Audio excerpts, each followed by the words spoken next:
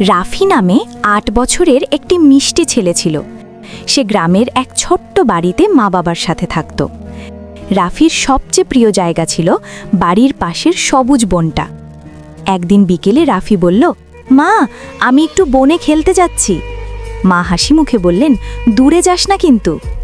বনে গিয়ে রাফি হঠাৎ দেখল আকাশ লালচে হয়ে উঠছে। ঠিক তখনই একটি ঝলমলে আগুনের পাখি তার সামনে এসে বসল।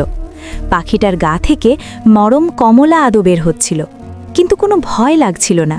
বরং পাখিটা খুব মিষ্টি করে বলল, ভয় পেও না, আমি ফায়রা।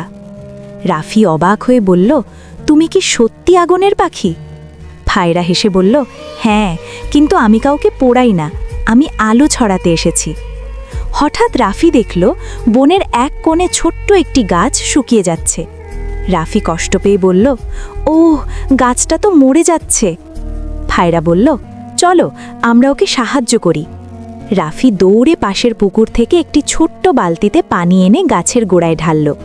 ফায়রা তার নরম উষ্ণ আলো গাছটার উপর ছড়িয়ে দিল। একটু পরে আশ্চর্য, শুকনো পাতাগুলো সবুজ হয়ে উঠল।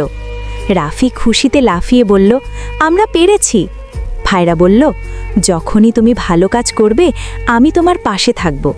তারপর ধীরে ধীরে ফায়রা আকাশে উড়ে গেল। আকাশে রেখে গেল ছোট ছোট ঝলমলে আলো। রাফি বাড়ি ফিরে মাকে সব বলল।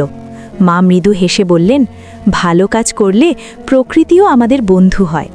সেদিন থেকে রাফি প্রতিদিন গাছকে পানি দেয়, আর মনে মনে জানে কোথাও না কোথাও ফায়রা তার দিকে তাকিয়ে আছে। নৈতিক শিক্ষা, প্রকৃতিকে ভালোবাসলে প্রকৃতিও আমাদের ভালোবাসে।